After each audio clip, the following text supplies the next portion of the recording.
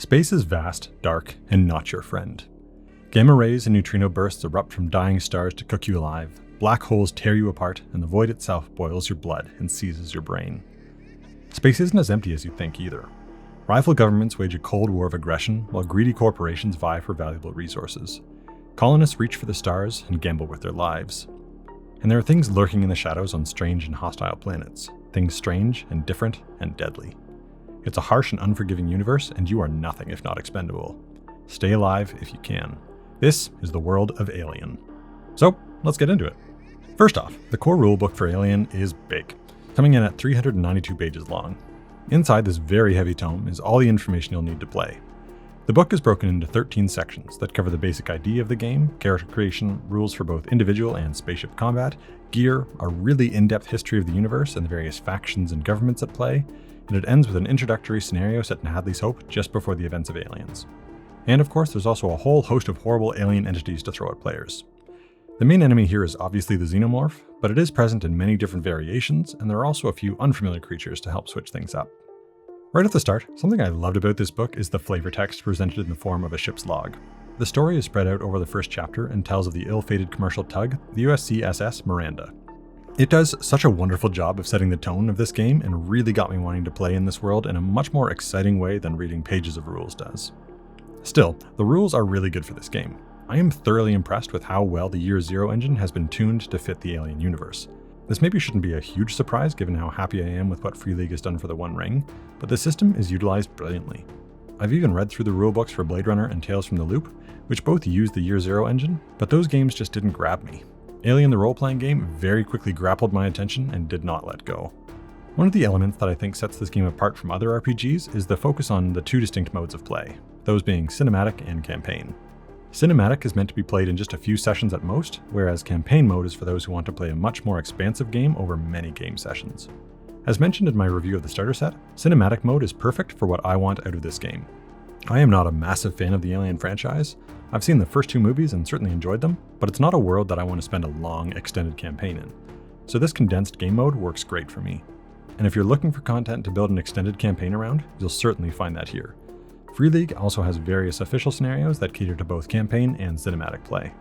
Included in this core rulebook is a cinematic scenario called Hope's Last Day, and while it is short, only coming in at about 13 pages with maps, it's really fun. If your players are big fans of Aliens, then they're probably going to have a great time living out the last days of the doomed colony of Hadley's Hope. Anyway, let's get into the actual rules, starting with character creation. Right off the start, I will say that I didn't like the layout for character creation in this book. I found there was a lot of flipping back and forth and all around to find all the information needed to make my character. However, once the character is done, I really like the rules. There's a good variety of character careers available, each one with their own unique talents. Characters here also have a smaller list of skills than in other games I've played. There are only 12 skills here versus 18 in the One Ring or D&D. And I like that. I feel like having less different skill categories means that more individual skills will go under those umbrellas, and you are less likely to have a skill that you put points in and never get to use because it doesn't come up in game. I hope that makes sense. I realize I said skill a lot there. While I'm on the topic of skills, I might as well mention that the dice system for Alien is one of the most straightforward that I've played with. My game had players both familiar and new to RPGs, and they all very quickly understood how many dice to use and how to read the result. In Alien, you use a pool of d6s. When you need to make a skill roll, you roll a number of dice equal to the rating of the skill, plus the associated attribute. For example, a survival roll would be 4 dice. Sometimes you'll have equipment that might help and give you extra dice to roll. For example, for ranged combat I would roll 7 dice, but then I also get to add 1 more because of my pulse rifle, for a total of 8 dice. Once all your dice are rolled, you don't need to add them all up. You just need to see if you have any 6s. Generally, at least 1 6 means you succeed on your roll. If you have more 6s, you can spend them to perform stunts. And I love having degrees of success. It just adds an extra layer to your dice rolls.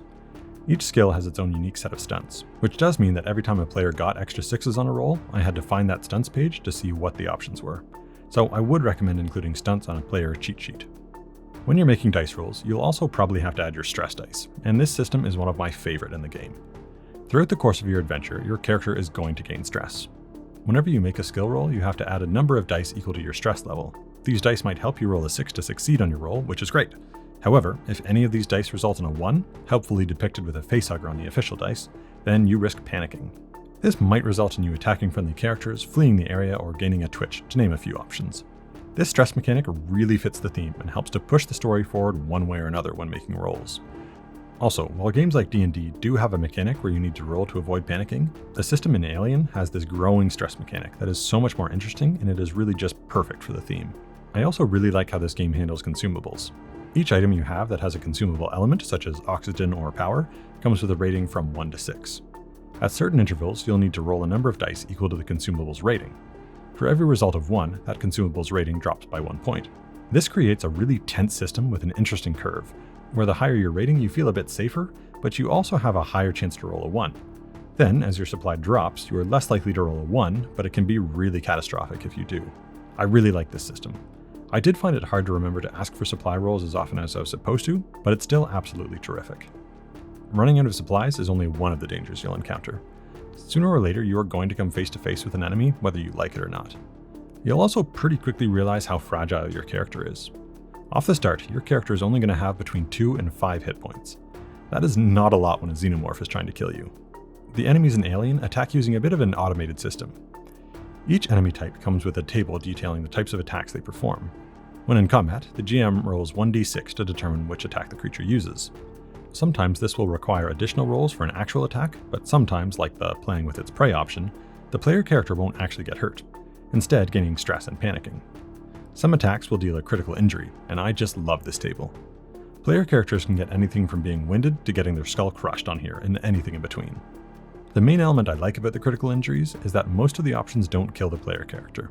Instead, they impose some sort of disadvantage, or at least a time limit before the character dies. This keeps the combat really punishing, which is something you'd want in an Alien game, but generally not so punishing that it stops being fun or interesting. As well, in some games where losing hit points isn't really a big deal because they don't include any mechanical change and can be easily healed and forgotten about, this critical injury table means players are left with the consequences of an encounter. As mentioned, immediate death is possible, which I'm not a huge fan of, but I also feel like that threat has to be present in an Alien game. However, I find the other lingering injuries much more interesting and fun. And sometimes combat won't be between a player character and a single enemy, but between 2 ships out in space. This book also has rules for space combat and options to upgrade your ship with more powerful weapons, armor, engines, or just more room to store goods. Initiative in combat is also determined using cards instead of dice, which I really like. It's much more straightforward, and instead of having a bunch of players shouting out numbers, some of which might be the same, the cards set the order really nice and plainly. Now, while I do really enjoy this game and system, there are a few things that I did find challenging. One is the amount of acronyms. I am more familiar with fantasy games and stories where it's pretty easy to assume the differences between a sword and a greatsword, for example. I've spent a lot more time trying to battle the seemingly impenetrable naming conventions than I did xenomorphs. From governments like the UPP and the UAAC, to weapons like the M4A3 or the M562A, to systems of space like the AG4550 or Fiori 16. There is a lot of letters and numbers to try and understand. Maybe if I was more familiar with this world, it would make a lot more sense, but my goodness if I found it complicated. Also, and this doesn't really apply to the core rulebook, but one of the elements of the official adventures that I'm not a huge fan of is there is a very strong focus on the engineers and elements from the Alien prequel movies, which I'm not terribly interested in. I prefer the mystery of the xenomorphs just being these horrible, unknowable creatures from space. However, I also understand that pulling in more lore helps to make longer campaigns, and not feel like you're repeating the same haunted house in space type story. Which I'm sure is something people are worried about with this game. Does it get repetitive? I haven't played enough to be able to really answer that question, but my initial impression is that it just depends on what stories your table creates. In a fantasy campaign, you could just go into a different dungeon and fight goblins over and over again. In Alien, you could repeat the same formula over and over again, and it would get repetitive. However, there is a really good backdrop of war and corporate intrigue to work with here to create some really compelling campaigns. Or you can use it in a similar way to what I will be doing. The Alien universe is not my favorite thing in the world, so this RPG will not be my main game. However, as mentioned in my starter set review, this is an incredibly fun game for when I'm looking to take a break from fantasy. I will probably never write my own campaign for this, but I am very much looking forward to playing through more of the official products. When playing something like The One Ring, I really want my character to have this full epic hero's journey, and it is such a fun change to play Alien, where my character isn't a hero and will probably get killed in some horrible way. The only question is when.